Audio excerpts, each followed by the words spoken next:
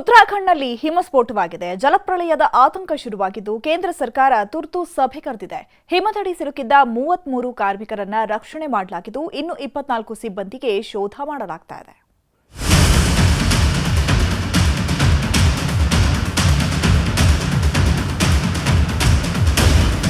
ಉತ್ತರಾಖಂಡದ ಬದರಿನಾಥ ಧಾಮದಲ್ಲಿ ಭಾರೀ ಹಿಮ ಪ್ರವಾಹವಾಗಿದೆ.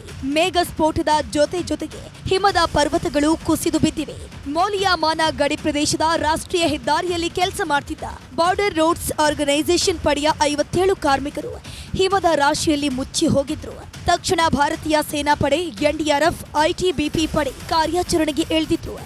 ಸರಿಸುಮಾರು 5 ಕಿಲೋಮೀಟರ್ ಉದ್ದ, 3 ಅಡಿ ಅಗಲ ಮತ್ತು 4 ಅಡಿ ಎತ್ತರದಷ್ಟು ಹಿಮದ ರಾಶಿಯನ್ನ ತೆರವುಗೊಳಿಸಿ 16 ಜನರನ್ನ ರಕ್ಷಣೆ ಮಾಡಿದ್ರು. ಆಮೇಲೆ ಕ್ರೇನ್ ಮೂಲಕ ಹಿಮ ಸರಿಸ್ತಾ ಗಾಯಾಳುಗಳನ್ನ ಹೆಗಲ ಮೇಲೆ ಹೊತ್ಕೊಂಡು ಬಂದು ಆಸ್ಪತ್ರೆಗೆ ಸೇರಿಸಿದ್ರು.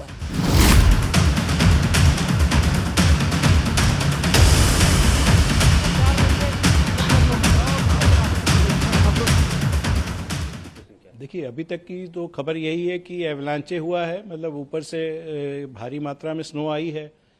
कितने बजे हुआ, कैसे हुआ, ये चीज़ें तो बाकी डिटेल्स की हैं, ये तो आपको बाद में पता चलेगा.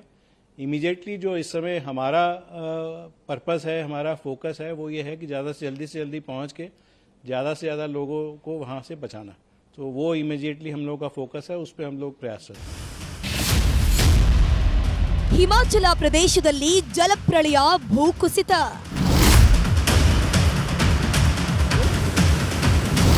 ಹಿಮಾಚಲ ಪ್ರದೇಶದಲ್ಲಿ ಭೀಕರ ಜಲಪ್ರಳಯವೇ ಸೃಷ್ಟಿಯಾಗಿದೆ.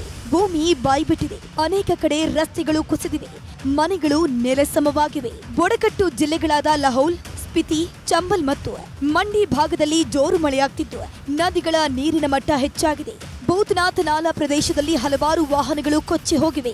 ಗಾಂಧಿ ನಗರದಲ್ಲಿ ಅವಶೇಷಗಳ ಅಡಿಯಲ್ಲಿ ವಾಹನಗಳು ಸಿಕ್ಕಾಕೊಂಡಿವೆ. ಭೂಕುಸಿತದಿಂದಾಗಿ ಜನಜೀವನ ಅಸ್ತವ್ಯಸ್ತವಾಗಿದ್ದು ಹಲವು ಪ್ರದೇಶಗಳಲ್ಲಿ ವಿದ್ಯುತ್ ಸಂಪರ್ಕ ಕಡಿತಗೊಂಡಿದೆ.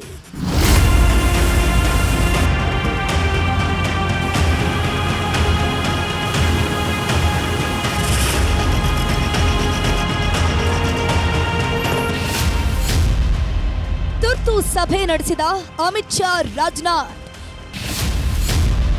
ಕಣಿವೆ ರಾಜ್ಯಗಳಲ್ಲೆಲ್ಲ ಹೈ ಅಲರ್ಟ್ ಘೋಷಣೆ.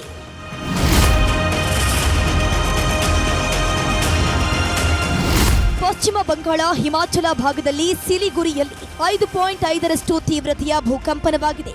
ಉತ್ತರಾಖಂಡ್ನ ಚಮೋಲಿಯಲ್ಲಿ ಹಿಮಪಾತದ ಜೊತೆಗೆ ಮೇಘಸ್ಫೋಟವಾಗಿ 41 ಜನ ಕಣ್ಮರೆಯಾಗಿದ್ದಾರೆ. ಹಿಮಾಚಲ ಪ್ರದೇಶದಲ್ಲಿ ಪ್ರವಾಹ ಸೃಷ್ಟಿಯಾಗಿದೆ. ಉತ್ತರ ಭಾರತದ ರಾಜ್ಯಗಳ ಸಾಲು ದುರಂತ ಆಗ್ತಿದ್ದಂತೆ ಕೇಂದ್ರ ಗೃಹ ಸಚಿವ ಅಮಿತ್ ಶಾ ಅವರು ತುರ್ತು ಸಭೆ ನಡೆಸಿದ್ರು. ಕೇಂದ್ರ ರಕ್ಷಣಾ ಸಚಿವ ರಾಜನಾಥ್ ಸಿಂಗ್ ಸೇನಾ ಪಡೆಗಳಿಂದ ಮಾಹಿತಿ ಪಡೆದರು.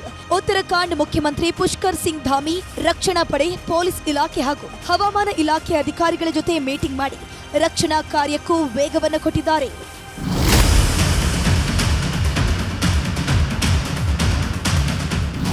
ಬೇಸಿಗೆ ಕಾಲ ಹತ್ತಿರ ಬರ್ತಿದೆ. ಬಿರು ಬೇಸಿಗೆಗೆ ಉತ್ತರ ಭಾರತ ಸುಟ್ಟು ಹೋಗುತ್ತೆ ಅನ್ಕೊಂಡಿದ್ರು. ಆದ್ರೆ ಹಿಮ ಮಳೆಯಾಗ್ತಿದೆ. ಜೋರು ಮಳೆಯಾಗಿ ನದಿಗಳೆಲ್ಲವೂ ಉಕ್ಕಿ ಹರಿಯುತ್ತಿದೆ. ಪ್ರಕೃತಿ ವಿಸ್ಮಯ ಬಲ್ಲವರ್ಯಾರೂ ಗೊತ್ತಾಗ್ತಿಲ್ಲ. ಏನೇ ಆಗ್ಲಿ, ಸದ್ಯಕ್ಕೆ ಚಮೋಲಿಯಲ್ಲಿ ಹಿಮದಲ್ಲಿ ಸಿಲುಕಿರುವ 40ಕ್ಕೂ ಹೆಚ್ಚು ಕಾರ್ಮಿಕರು ಜೀವಂತವಾಗಿ ಬದುಕಿ ಬರ್ಲಿ ಅನ್ನೋದಷ್ಟೇ ಎಲ್ಲರ ಪ್ರಾರ್ಥನೆ. Bureau report, news 18.